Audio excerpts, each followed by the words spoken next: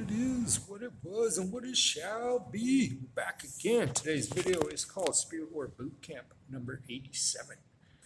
And today we're talking about fusion and mind control. How are these two things connected? So I want to give a shout out to Somnio8, Mr. Mark Lee. He's the inspiration for this video. And we're going to be dealing with some topics that are very dear to both of our hearts, which is dealing with plasma and fusion technology, okay? So now I want to talk about something very important in the spirit war, which is the principle of resonance and non-locality, okay, as well as temporal non-linearity. And these are all, in my opinion, these are all things that are connected to the physics of plasma, which in my contention is the single most important development on the planet right now. Everything that you want to talk about, that's the driving edge of science. Quantum computing, for instance, quantum biology, right? Neuroscience, right? Elon Musk and Neuralink, right? All that kind of stuff. And what we're going to learn about today is something called body-machine interface technology, okay? And how it connects to plasma science and how it connects to the spirit world. And I know I had said many times that I was going to do a video on OR theory, which is orchestrated objective reduction theory by Roger Penrose and Stuart Hameroff, and we're going to talk about that to some small degree today, but I need to do a separate full video on that. So we're going to push it back, but we are going to cover that topic area. So what brought me to this topic was a lot of people have heard the recent incidents that happened on Brown University and MIT campus back to back, which there's a lot of chatter. Nobody really has the full story nailed down. One of the going theories is that both of these acts were committed by one single person who is a Portuguese national in the United States studying at these high-end scientific institutions like MIT, right? And so there was a confusion, as often happens in the internet sphere when there's news, when there's breaking news and all the details haven't been hammered out. A lot of times these kind of fringe speculations or incomplete information gets put out and people run with it. And one of these things is what got me to do this video, because originally I'd heard someone just off the cuff be like, oh yeah, the professor that was murdered was working on high-end fusion and he was working on a brain interface. So I was like, okay, this is exactly spirit war. This is exactly what I've been leading up to in my videos. And I was like, there's no way that could be. What's going on? You know, I didn't say there's no way, but I was like, what's really going on here? What is really? So I went to research and I found out that in fact, the confusion was due to a very odd circumstance, which is the fact that there were two physics professors named Nuno Loureiro from Lisbon who went to school in Lisbon. They went to the same university. One was studying applied plasma physics, theoretical physics. One was studying aerospace plasma in the form of so-called brain-machine interface. Now, the second one was way younger. Now he has a company that's running, he's like a data scientist for a company that's dealing with these basically flying drones with your brain, if you wanted to really simplify it down, okay? And I was like, there's no way. And what I've been trying to show with all these videos leading up and the OR theory that I've been talking about, that I'm trying to comment on, these things all tie in together in the idea that space physics and human neurology and fusion free energy technology, all those things are connected. And I've known this way back. A lot of it was on an intuitive basis, but now let's get into the story and let's try to understand what happened. So there was an unfortunate loss of life at MIT where not just a professor, not just a student, okay, this guy was the head and director of the MIT Plasma Science and Fusion Center, okay? Now, something interesting happened just a couple days after this event, which was that this company called Trump Media and Technology Company, which is the parent company of Truth Social and various other, like Trump's crypto business and stuff like that, is all part of this umbrella group called Trump Media and Technology. So they acquired a fusion company, okay? Multi-billion-dollar transaction. They acquired a fusion company. I believe that it's called TAE. I'm not sure what that even stands for. But they have something very unique and that they're developing in the fusion. And when I was looking at the press on this company, when that merger was announced, I was like, what the hell are these guys doing? Did they crack the nut? Because the way they're talking is like, we've already cracked the nut. We're going to be putting out commercial fusion reactors, right? And I had already heard rumors about nuclear being used for these data centers, right? So now we're hearing that it's not even fission nuclear. We're talking, or I was hearing about thorium reactors, like a modular gas cooled or hydrogen metal reactors, right? But now I'm hearing something completely different, which is a fusion reactor, and not the typical type, okay? Not the type that this guy Nuno Loureiro was working on, but it's another type that relies on tubes, keeping a small tube of hot, very, very high temperature fusion contained, which allows scaling this thing down, way, way down, okay? Now, what gets crazy is how the research of this professor that lost his life, okay, the research of this fusion company, and the research of this other scientist who is also named Nuno Loureiro, who went to the same university studying aerospace science, right? How all three of those things are completely connected, okay? Now let's talk about something very specific. This really blew my mind. You know when you get these synchronicities and you have points lining up, this is the universe's way of showing you order, right? So this is my theory, and what I believe and what I practice is the idea that when you put something out into the universe, you use your will, and especially in communications of high density information, you're altering the fabric of reality. You're imprinting on the field of human consciousness, right? And that ripples out, just like any wave, it ripples out and it bounces back to you. And the past, since I made my previous video, my whole, every day, I'm having things from certain conversations that happen and certain data transfers that happen between me and others. It creates this ripple, and all of a sudden it's like the universe is attracting relevant information to complete the puzzle pieces of what I'm putting out into the field. Is coming back to me in this like fractalized holographic ripple, okay? And there's various other topics, but this was one of them that came back to me. And it's like there's a clear trajectory with all my videos. It's like I'm leading somewhere. After I made the last video, these pieces, all these key pieces to the next video came in, and that's kind of what I'm trying to talk about right now. So let's talk about the professor who lost his life, and then we're going to talk about the one who's still alive and what he's working on, brain-machine interface, okay? But first, the place where this professor worked, the fusion science professor, he worked at the, like I'm saying, plasma science and fusion center at the MIT, right?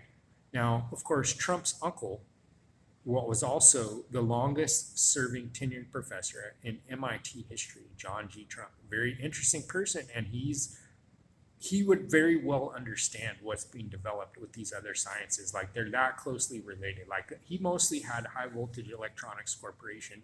He built proton accelerators. He worked out at Brookhaven Labs right by Tesla's tower, and in the very close to the relativistic heavy ion collider that they have there now. But in his day, they were working on quite a bit of other stuff, but it's highly connected to this scientific field. So I'm like, that's too crazy of a coincidence. And then a couple days later, Trump's company announces this breakthrough in fusion technology, right? And hyping it. I don't know if any of this is really true. I don't know if it's going to come to pass, but this is very dear to my heart, because when I was in high school, I thought to myself that I wanted to be a fusion scientist and to solve the energy crisis, like in 1992. That's what I was all about. So I went up to UC Berkeley, which is the basic like foothold of the entire United States nuclear program came out of Livermore Labs, okay, and it's associated with UC Berkeley. So I went there and I was watching these lectures. And I was watching, the guys write up on the chalkboards all the quantum physics equations, and I was kind of bopping around in that. And it came to me at that point where it was like, listen, this is all great and whatever, and you can do it, and you can learn all these things. But it was like, once you step into this doorway, you're never going to have privacy in your life again, okay? That's what happens when you get involved with these types of technologies. And this gentleman who unfortunately lost his life was not the first prominent fusion scientist to die under mysterious circumstances, okay? And like when I was in high school, they had this thing talking about Ponce and Fleischmann, who had supposedly achieved room temperature fusion, so-called cold fusion. And I was like, this is it. This is what I'm going to do. This is what I'm all about, right? But then it was like they did it, then they didn't do it, then they kind of both of those guys, I feel, were put under pressure and basically almost completely disappeared from the radar. Like they went completely silent after that. In some ways, in the public sphere, it was a humiliation kind of beyond belief, right? It was like their whole life's work and everything that they put themselves behind was like discredited overnight. But to me, I didn't believe it. I was like, this works. I was like, this is real. I don't know. I just had some intuitive sense of that. And also, even at that, I was like, well, maybe if it doesn't work perfectly, but this is a future direction that things can go, right? And so for me, like before I even knew about Tesla or all these other people that everyone talks about, now I knew about Ponce and Fleischmann, and I was like, these guys are the shit. They're going to save the world from our energy crisis, right? And from the economic slavery that we're all in. That's what I was thinking to myself. I didn't end up taking that path because, like I said, I realized that number one, you're pretty much in the military at that point and you're in the government. If you know about fusion and you know about these high-end sciences like that, you do not have privacy anymore. And all your intellectual property furthermore is going to become taken from you. You know, you don't really have patent rights if you're working at these, especially the UC is notorious for being a vacuum for everyone's intellectual property, right? So that was there. Luckily, I didn't end up following down that road. But my point is, this was my trajectory in life, right? So, and I had never come back to it for all these years until just recently. And I made a video where I was starting to broach these topics, and then all of a sudden, boom, I get this flood of information and these completely global synchronicity events like this thing, right, with this guy. So this gentleman published over 100 papers on fusion topics, right? He was head of the lab at MIT. I mean, probably there's maybe one or two people that are at that level in the whole world besides this guy, right? He's at a very, in the public face at least. Of course, there's private shit that you'll never hear about. But as far as like a public academic that you can go look at his papers on academia.com and whatnot, this was the guy. You know, there's very few people that are at that level.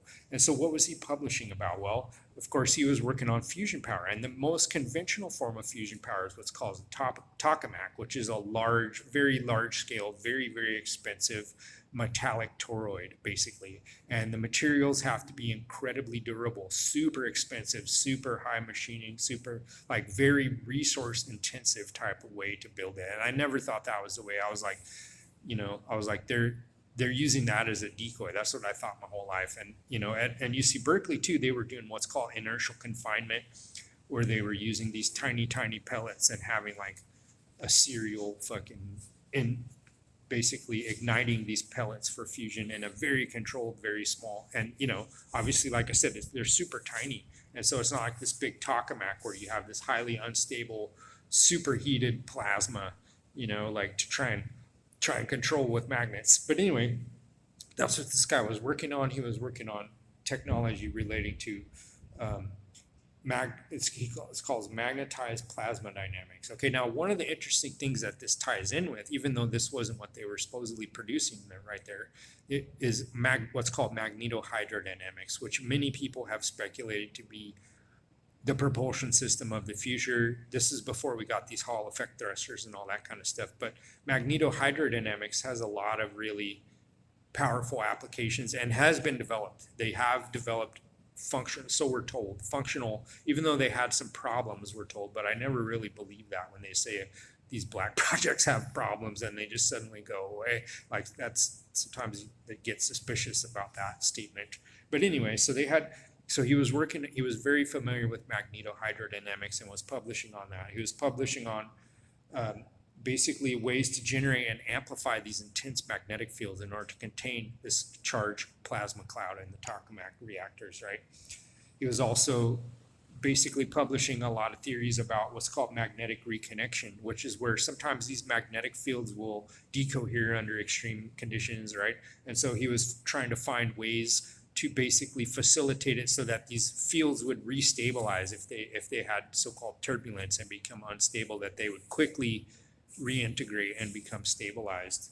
And through this, what you call basically plasmoid chains. That's, I guess, what they call them. So these plasmoids are like little spheres. Now, I've been talking about these in previous videos. And so here's a clear theoretical application of this principle.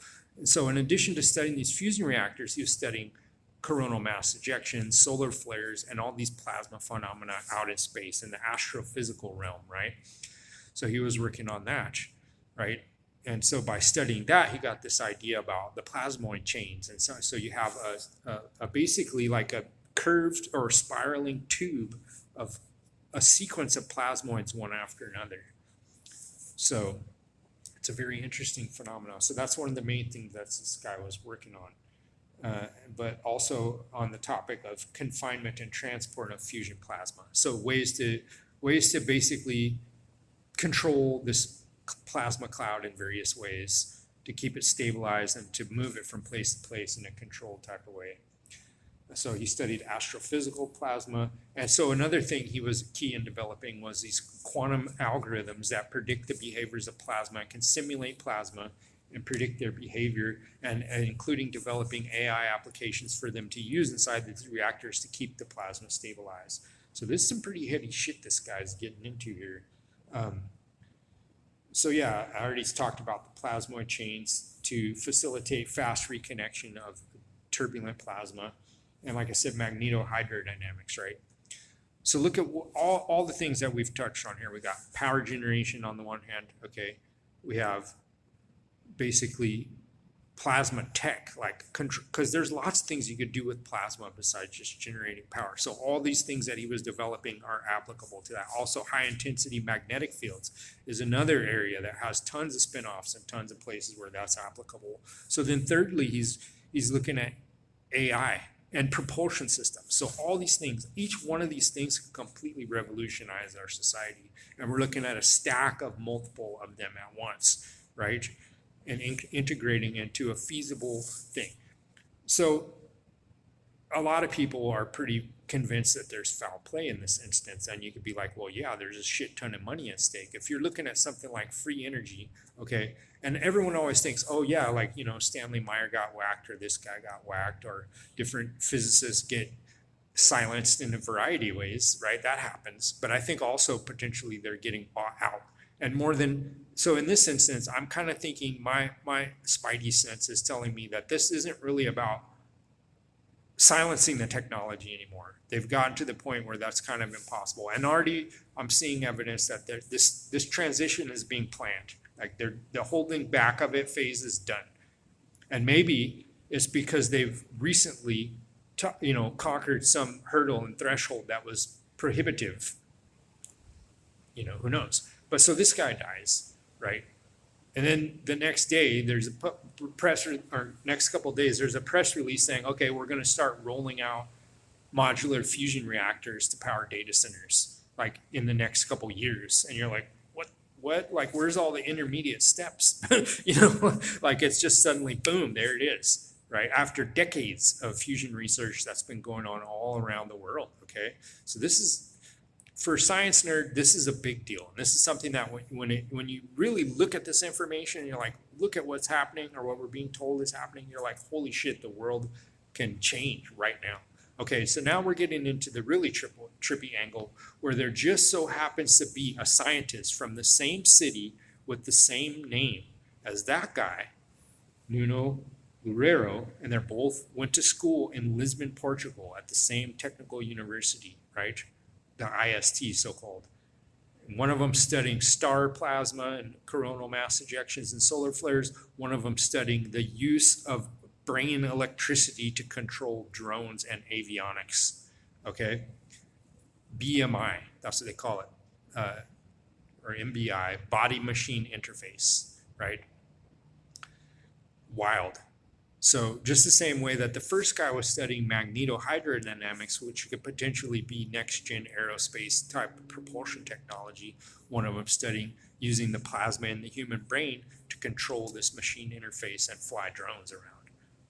And I mean, anyone who's into sci-fi or into like anime and stuff like that, you're just like, because all of this has kind of been rolled out slowly. In fact, William Gibson wrote a book called The Peripheral, which went way into detail about this concept of humans remoting body-machine interface, like remoting into basically a fully human avatar and potentially even controlling like multiple bodies at once, right? And of course, you see echoes of this in stuff like the sci-fi that were told with Star Wars and all this stuff. Their video games, Star Wars, Knights of the Old Republic, kind of revolves around this person who can control battle, and they can from remote place, like they can remote into these vehicles, people, droids, and like control the course of a battle as one human consciousness, right? So this is kind of some heady ass shit that we're getting into. But what I was going to talk about to close it off, we're already getting pretty long here. To close it off, I was going to talk about OR theory from Roger Penrose and Stuart Hameroff. And what their theory is saying actually connects into this whole technology quite a dramatic way, which is Hameroff's idea that a lot of what we determine and think about as consciousness being run through the nervous system is actually highly connected to what's called the microtubules, right? Also sometimes described as part of the cytoskeleton, right? So there are these thin tubes, silica tubes, right, that are considered a transport mechanism, but also can have a lot of properties of a semiconductor. They have properties of piezoelectricity, and arguably, according to Hameroff, they play a key role in their electrostatic and plasma function of these tubular filaments of plasma, just like what we see in space and what we see in the stars, and how these different, astrophysical phenomena transfer and move energy. And we're seeing something very, very similar on the micro scale within our macrotubules. And according to Hameroff and Penrose, basically they posit that a key aspect of what we think of as human consciousness is also connecting into that. And so if their theory is correct, when Homeboy is over there having wire-ups for people to fly drones with their brain and trying to come up with algorithmic and AI-based training to teach the human brain and then whatever our nervous system or our microtubule system, how to perform reliable and repeated tasks through this kind of brain-machine interface, right? Heady stuff. And this is the frontier of the spirit war. This is all happening around us right now. Everyone that's hearing me, if you continue to live, you're going to see the unfolding of this technological development. And to me, I regard this as a spirit war, just like if you were to pick up a weapon like a knife or a gun, you could either use it to destroy or to preserve life and defend, right? And the same is true with all these technologies. Like, could there be an AI that helps humans transcend our physicality and become immortal and have peace on earth and what Elon Musk is calling universal high income? Could that happen? I think it could happen. I think there's a very real possibility of that happening. But could the dystopia hellscape of total data center, fusion center, right, control happen? Yes, that could also very easily happen. But what I'm seeing around me is I'm seeing that we're in a time of discontinuity, when we're in a shakeup, right? The energy economy in particular, as emphasized in this topic, is pivotal to what's happening. And the old way seems to be going away, okay? While at the same time, a lot of these same technologies, plasma, you don't think these Bitcoin mining things use plasma and electricity? Yes, they certainly fucking do. It's their lifeblood, okay? These things are connected, and they're being, I don't want to say weaponized, they're being mobilized. Every piece of technology that I'm talking about to you in the Spirit War series is being mobilized right now, oftentimes by people that we don't know about, that we can't identify, and that we don't know their motives and objectives, and who's the science behind which most people can scarcely comprehend. This is all happening right now, all around us, right? And my opinion is always that information is power, that people need to be aware of these developments, and people need to be aware that there can be winners and losers in this thing. And the thing that determines survival, win and loss in this context, is information and knowledge. And just as I'm putting out this information, it rebounds to me, just like all the laws of science and electromagnetism tells us. That waves propagate, waves echo, waves reverberate, and waves return.